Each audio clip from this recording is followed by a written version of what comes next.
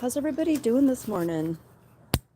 Coming out here for a few minutes in the garden, trying to decide if my sweater is going to be too warm or not. One thing I love about this time of the year is you can wear your favorite sweater, right? But just putting a little bit of water on some of the stuff that's still making. It's not quite done. Cucumber's totally done. You can see where I pulled a lot of mint out last night. And the squash is about done, at least on this side. Kind of want to give it a little bit longer because those are still getting ripe. And I put some of the mint over here because I really like mint, but I'm finding that I really don't want it in my garden bed because I think it may stunt the growth. See our cruciferous stuff over here? Look at that. That stuff is doing really well. And I don't know if there's any possibility at all that this pepper with all these blooms will put any peppers on between now and when it gets colder. It's hard to say. Peppers are actually pretty hardy. When we lived in Alaska, I used to always put those in the window in the house, and the window actually could get pretty cold, and they still would grow, right? Like they were pretty tolerant of the cold temperatures. Just got to put a little bit of water on our potato and sweet potato over here. And our collards, right? Let's see if I can reach that far. My hose reel isn't cooperating with me, but we're gonna do it like this. Ta-da!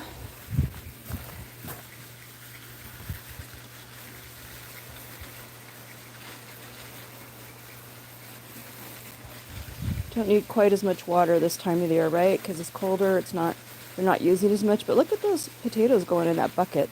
They look pretty happy. All right, that's good. Let's turn this water off. We'll just take a quick tour of the garden. See what else we have going on.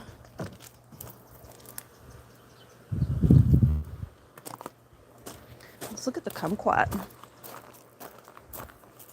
You can see these are putting on, and they're not as prolific as last year, but they're actually the same size as they were.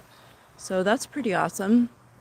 You know, last year this thing was loaded at this point, but with the cold, actually the heat, and then going right to winter, sort of our winter, it didn't quite do as well, but it's putting on fruit. So you know what we say? We say thank you.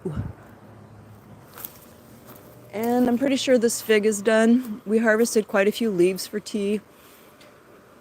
It's kind of cool, right? Multi-purpose. These figs are so delicious. I'll definitely be sure to get these trimmed off because you don't want any fruit like that on there going into spring because it won't put new fruit on. You know what? I've been so busy I did not have an opportunity, Charles, but I did take a screenshot. Thanks for asking.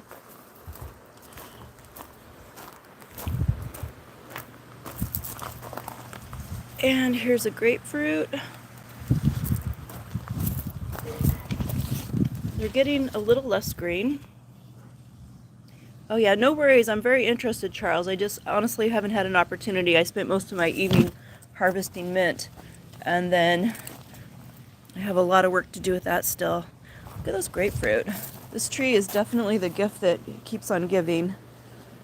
It's tiny, you know, it's about the same size as me, like my whole body, but it's got about 11 grapefruit setting on. So that's pretty cool. Over here, our lemon, it lived. Our lemon survived, so I'm thankful for that. They're little this year, and I know other people with lemon trees, and theirs are little also. We're just happy that our trees survived the summer. Oh, look, there's some more over there. Cool. Sometimes you don't really see them until they start getting ripe, right? I think we got about another month before we'll be able to harvest these. Anyway, just a little check-in on our garden. Got a few more pomegranates here we can pick. You can see the critters got to that one. Hey Charles, I am a Christian. My husband and I, we're both Christians, but we don't really talk about religion on our channel. I mean, we're thankful and we express that, but our channel isn't about religion. I hope that answers your question, but thank you. I try to focus on things that make people feel happy, things that hopefully some people might have in common, or an interest, maybe some things that people can do to improve their life, like learning how to grow a garden or some cooking or some other home skills. Hey, Frog Gamer, how are you? This is our quinoa. This was an experiment, and I believe it's supposed to get like where you press it with your thumbnail, and then it feels like you have resistance, like it's hard. So we're gonna keep this going out here, but this is pretty cool because there's not too many things that I can grow here that actually have protein content, right? Or at least enough. Quinoa is like the perfect vegan protein, right? It's not meat, but as far as nutrition goes, you could almost live off of this. My favorite plant to grow, oh my goodness. Well, any plant that'll live here, for starters.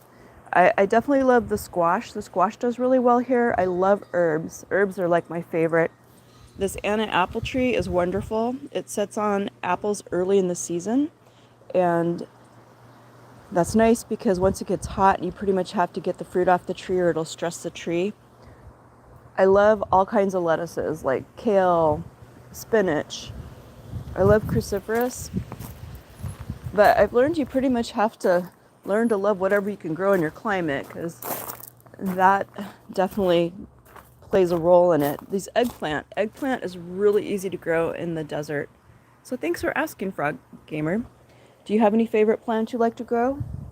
This is some basil I still have to harvest. I'm letting this one go to seed. I'm going to collect the seeds from it. And this is lemon basil. I'm going to dry it. I like to use that for seasoning. Or you could put it in tea. But anyway, just a quick peek at our garden this morning.